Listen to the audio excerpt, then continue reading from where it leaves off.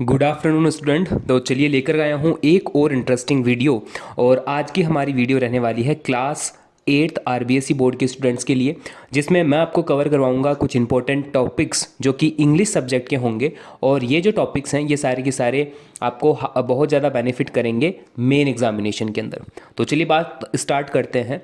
और अभी जो है मैं उम्मीद करता हूँ कि सभी के स्कूलों में प्री बोर्ड्स जो हैं वो आपके लग रहे होंगे और आपने काफ़ी सारे प्री बोर्ड्स जो हैं वो बच्चों ने दिए भी होंगे। आरबीएसई बोर्ड की बात कर रहा हूँ मैं, आरबीएसई राजस्थान स्टेट बोर्ड जो है उन बच्चों की, ठीक है। और मैं ये मान करके चल रहा हूँ कि आप जो है अपने आने वाला बोर्ड पेपर जो है उसका पूरा की पूरा ब्लूप्रिंट जो है वो जानते हो। अगर आपने नोट किया हो तो आपका पेपर जो आता है वो सेक्शनल वाइज आता है, जिसमें सेक्शन डी जो है उसके अंदर आपको राइटिंग सेक्शन देखने को मिलता है, जिसमें दो क्वेश्चन आपसे पूछे जाते हैं, क्वेश्चन नंबर 24 और क्वेश्चन नंबर 25। तो आज की मेरी क्लास इन्हीं दो क्वेश्चन के ऊपर रहेगी कि क्वेश्चन नंबर 24 और 25 में हम जो है वो क्या कर सकते हैं जिससे हमें अच्छे मार्क्स मिले, हमारे मार्क्स ना कटे, ठीक है। तो सबसे पहले थोड़ा सा मैं जनरल इंट्रोडक्शन दे देता हूँ कि सेक्शन डी के अंदर बेसिकली आपसे पूछा क्या क्या जाता है। तो यहाँ पर अगर आपने नोट किया होगा तो सेक्शन डी के अंदर दो क्वेश्चन होते हैं, question number 24 and question number 25। Question number 24 जो है इसके अंदर बेटा आपको दो जो है पार्ट में क्वेश्चन पूछे जा सकते हैं। एक तो होता है आपका लेटर राइटिंग और दूसरी होती है आपकी एप्लीकेशन। और दोनों ही जो है वो दोनों ही और के अंदर पूछे जाते हैं कि या तो आप लेटर लिखो या आप एप्लीकेशन लिखो, ऐसे करके। और जो क्वेश्चन 25 है उसके अंदर आपको एक तो आता है पैराग्राफ लिखने का, राइट डाउन ए शॉर्ट पैराग्राफ, और दूसरा आता है आपका स्टोरी टेलिंग का, कि एक आपको छोटी स्टोरी लिखनी रहती है।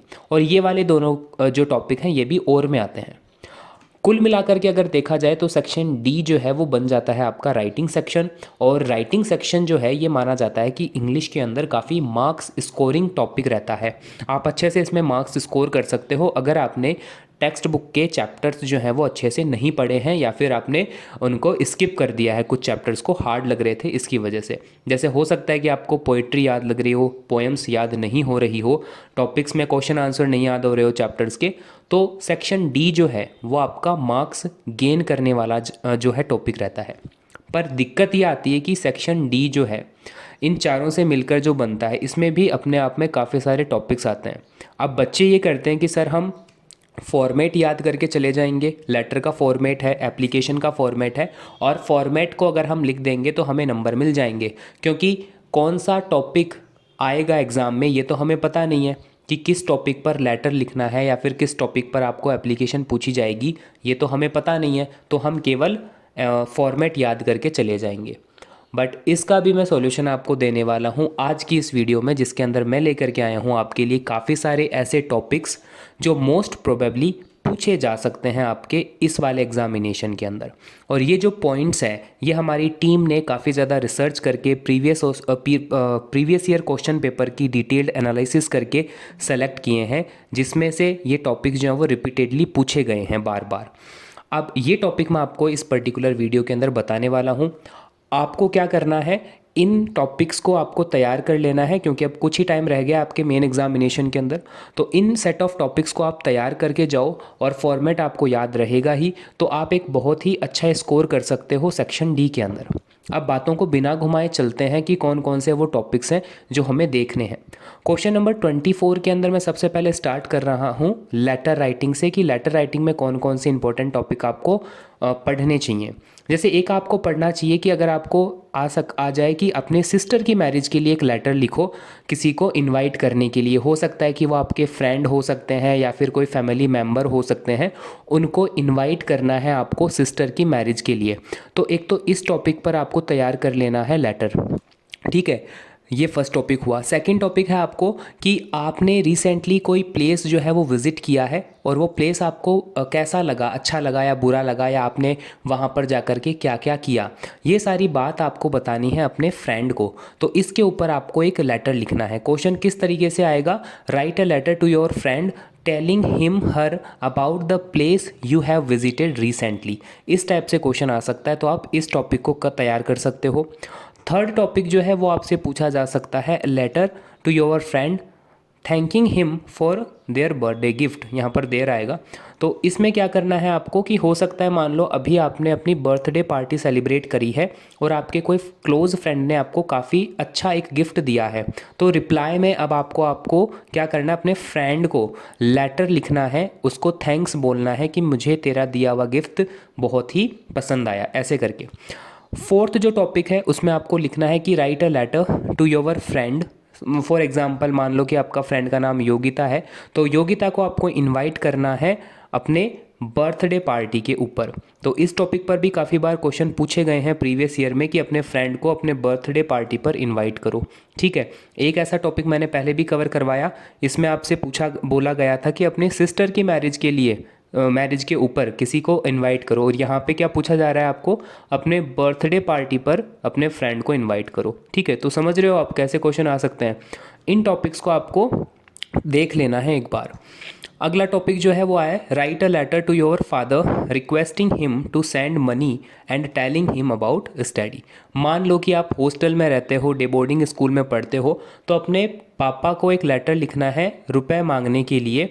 आपको थोड़ी सी मनी की रिक्वायरमेंट है, तो आप रिक्वेस्ट करोगे पापा को कि पापा मेरे को कुछ रुपए भेजो, और अपनी स्टडी कैसी चल रही है इसके बारे में भी आप लेटर के अंदर मेंशन करोगे। ठीक है, अगला टॉपिक जो है वो है, write a letter to your friend to congratulate him her for her on his her success. मान लो कि आपका कोई फ्रेंड जो है उसने एक ग्रेट अचीवमेंट जो है वो गेन करी है, मान लो कि उसने क्लास 8th बोर्ड में काफ़ी अच्छा स्कोर किया है, या फिर किसी गेम में उसने गोल्ड मेडल जीता है, कोई भी सक्सेस उसने अचीव करी है, तो उसको आप कॉन्ग्रेचुलेट करने के लिए लेटर लिखो। और लास्ट जो टॉपिक है वो आपको कवर करना चाहिए, a letter to your father to take permission for educational tour. हो सकता है कि आपका जो स्कूल है आपको एजुकेशनल टूर के ऊपर लेकर के जाने वाला है, तो इस कंडीशन में आपको अपने पापा को एक लेटर लिखना है और उनसे परमिशन मांगनी है कि मैं स्कूल के साथ में जा सकता हूँ या नहीं। ठीक है, तो ये सेट ऑफ टॉपिक्स हैं जो रिपीटेडली पूछे गए हैं, और जो नहीं पूछे गए हैं वो इस बार पूछे जा सकते हैं। बेटा फिर मैं बोलता हूँ कि ये टॉपिक्स जो हैं वो ऐसे नहीं उठाए गए हैं, काफ़ी ज़्यादा रिसर्च लगती है इन टॉपिक्स को लाने में। ऐसे तो हज़ारों टॉपिक होते हैं, आप भी देखते हो, बट ये कुछ टॉपिक ही आप अगर तैयार करके जाते हो तो आप काफ़ी ज़्यादा अच्छा स्कोर कर सकते हो। अगले हम बात करते हैं कि लेटर राइटिंग के ऑप्शन में जो आपका टॉपिक मिलेगा वो आपका आएगा एप्लीकेशन राइटिंग का। इसमें कौन कौन से टॉपिक आपको कवर करने हैं। पहला टॉपिक है, write an application to your principal to arrange extra classes on for English and math. हो सकता है कि आपका इंग्लिश और मैथ का सिलेबस पूरा नहीं हुआ टाइम पर, या फिर आपके डाउट्स आ रहे हैं, तो इस पर्टिकुलर कंडीशन में आपको क्या है, एक्स्ट्रा क्लास कंडक्ट करवाने की रिक्वायरमेंट हो रही है स्कूल में। इसके लिए आप अपने स्कूल के प्रिंसिपल को एक लेटर लिखोगे। इसके अलावा है आपका कि writing an application to your principal to grant you leave for 10 days due to sickness. हो सकता है कि आप बीमार हो गए हो ड्यू टू वेदर चेंज या किसी भी कारण, तो आपको 10 दिनों की छुट्टी चाहिए क्योंकि आप बीमार हो गए हो, तो इसके लिए अपने प्रिंसिपल को एक एप्लीकेशन लिखनी है। इसके बाद में आता है क्वेश्चन की, write an application to your principal to lend you books from your school book bank. आपको क्या करना है, आपके स्कूल की लाइब्रेरी से कुछ बुक्स इशू करवानी है, तो इसके रिगार्डिंग आपको एप्लीकेशन लिखनी है प्रिंसिपल को कि आप बुक ले सकते हो या नहीं ले सकते हो, इसके रिगार्डिंग। और अगला जो टॉपिक है वो आता है आपका, write an application to issue your transfer certificate. हो सकता है कि आपके पापा का ट्रांसफ़र हो गया है किसी दूसरी सिटी में और आपको स्कूल को छोड़ करके जाना पड़ रहा है, तो इस कंडीशन में आपको टीसी लेनी पड़ेगी। या फिर हो सकता है कि आप स्कूल को यूं ही छोड़ करके जाना चाह रहे हो किसी भी XYZ कारण से, तो आपको क्या है, टीसी की रिक्वायरमेंट है। तो टीसी सर्टिफिकेट इशू करवाने के ऊपर आपको एप्लीकेशन लिखनी है स्कूल मैनेजमेंट को। तो ये आपका टॉपिक रहेगा। लास्ट टॉपिक जो है वो आप तैयार करना, write an application to grant leave for few days due to sister's marriage. आपके बड़ी बहन की शादी है, तो इस कंडीशन में आपको कुछ दिनों के लिए छुट्टी चाहिए। तो ये अगेन सेट ऑफ टॉपिक्स है जो इम्पोर्टेंट है, जो मैं हाईली रिकमेंड करता हूँ कि आप इन टॉपिक्स के ऊपर एक बार ज़रूर प्रिपरेशन करें। रफ़ नोटबुक के अंदर इन टॉपिक्स के ऊपर आप एक बार एप्लीकेशन राइट करके देखें, और वो आपके एग्जामिनेशन के अंदर आपको काफ़ी ज़्यादा हेल्प करेगी। फिर बात करते हैं हमारा 25th जो क्वेश्चन है, लास्ट क्वेश्चन, उसके ऊपर। सबसे पहले बात करते हैं शॉर्ट पैराग्राफ की। तो शॉर्ट पैराग्राफ में आपको कुछ टॉपिक्स जो हैं वो रीड आउट करने चाहिए, जैसे कि विजिट टू अ फेयर, आप किसी मेले को देखने गए उसके बारे में आप लिख सकते हो। माय हॉबीज़, आपकी क्या क्या हॉबीज़ हैं इसके ऊपर आप लिख सकते हो। पिकनिक, कोई पिकनिक प्लान आपने किया और उसके अंदर आपने क्या क्या किया, क्या खेला, क्या खाया, क्या पिया, कहाँ कहाँ आप घूमने गए, इसके ऊपर एक शॉर्ट पैराग्राफ लिख सकते हो। एन एनुअल फंक्शन का मतलब है कि आपके स्कूल में कोई बड़ा प्रोग्राम हुआ है एनुअल फंक्शन टाइप का, तो उसमें आपने क्या किया, पार्टिसिपेट किया, कौन सी आपने परफॉर्मेंस दी, आपके फ्रेंड्स ने क्या किया, ओवरऑल स्कूल का क्या इन्वॉल्वमेंट रहा, ये सब आप लिख सकते हो। अगला टॉपिक है फेवरेट टीचर, आपके स्कूल में आपका कौन सा फेवरेट टीचर है उसके ऊपर आप पैराग्राफ लिख सकते हो। Then visit to a zoo, आप किसी जू को देखने गए तो वहाँ पर आपने क्या सीखा, क्या देखा, इसके ऊपर आप लिख सकते हो। इसके बाद में है कि the festival of colours, Holi. तो बेसिकली होली जो है, या फिर होली के अलावा भी अगर कोई दूसरा फेस्टिवल है, तो मैं कहूँगा कि जो आपका फेस्टिवल जो होते हैं इनके ऊपर आपको एक शॉर्ट पैराग्राफ लिखना आना चाहिए कि होली के ऊपर हम क्या क्या कर सकते हैं, क्या क्या करते हैं, दीपावली पर हम क्या क्या करते हैं, इस तरीके से। और उसके बाद में आता है माय बेस्ट फ्रेंड, अपने बेस्ट फ्रेंड के ऊपर एक शॉर्ट नोट आपको लिखना आना चाहिए। तो ये अगेन हाईली रिकमेंडेड टॉपिक्स हैं for your short paragraph writing for 25th number of question. ये जो क्वेश्चन है इसके अंदर और के अंदर आपसे पूछा जा सकता है स्टोरी राइटिंग के बारे में। तो कुछ इंपॉर्टेंट स्टोरी राइटिंग के टॉपिक्स भी मैं लेकर के आया हूँ जो कि काफ़ी ज़्यादा इंपॉर्टेंट है, जैसे कि ए ग्रीडी डॉग। अब ये सारे जो टॉपिक्स हैं ना, ये हमारी टीम ने निकाले हैं पास्ट ईयर क्वेश्चन पेपर को सर्च करके। तो लास्ट 10 ईयर 20 ईयर के क्वेश्चन पेपर जब हमने सर्च आउट किए, तो ये जो सेट ऑफ स्टोरीज़ थी ये बार बार पूछी गई थी, इसलिए ये जो टॉपिक्स हैं हम लेकर के आए हैं यहाँ पर आपके लिए। ए ग्रीडी डॉग है, एलिफेंट एंड अ टेलर है, उसके अलावा a cap seller and a monkey, उसके अलावा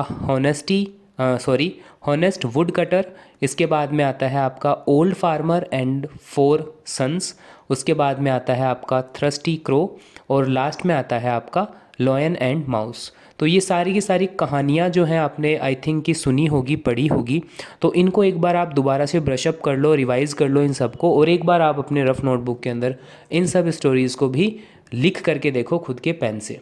ठीक है, तो ये अगेन एक बार मैं रिमाइंड करवा देता हूँ कि मैंने आपको क्या क्या बताया है आज की पूरी वीडियो के अंदर। मैं कवर करवा रहा था आपको क्लास 8 आरबीएसई बोर्ड के अंदर जो स्टूडेंट इस बार एग्ज़ाम देंगे, वो इंग्लिश के अंदर जो हमारा सेक्शन डी आता है उसके अंदर आपके कौन कौन से टॉपिक्स आपको कवर करने चाहिए, क्योंकि ये काफ़ी ज़्यादा इंपॉर्टेंट टॉपिक है। तो लेटर्स मैंने आपको बताए, स्क्रीनशॉट लेना चाहो तो ले सकते हो। लेटर्स मैंने आपको बताए, इसके बाद में मैंने आपको एप्लीकेशंस बताई हैं कुछ, उसके बाद में मैंने आपको बताए हैं शॉर्ट पैराग्राफ जिनको आप पढ़ लेना, और लास्ट में मैंने आपको बताए हैं important stories. So I think student कि ये सारे पॉइंट्स आप जो है तैयार कर सकते हो और करोगे। और इसके अलावा जो नेक्स्ट वीडियो रहेगी उसमें भी मैं कुछ ना कुछ इंपॉर्टेंट लेकर के आऊँगा। अगर आपका कोई बड़ा भाई बहन 10th में या 12th में है तो उसको भी हमारा चैनल आप रिकमेंड कर सकते हो, क्योंकि इस चैनल पर आपको all the way class 12th तक के कंटेंट फ्री में अवेलेबल है। Thank you, have a nice day.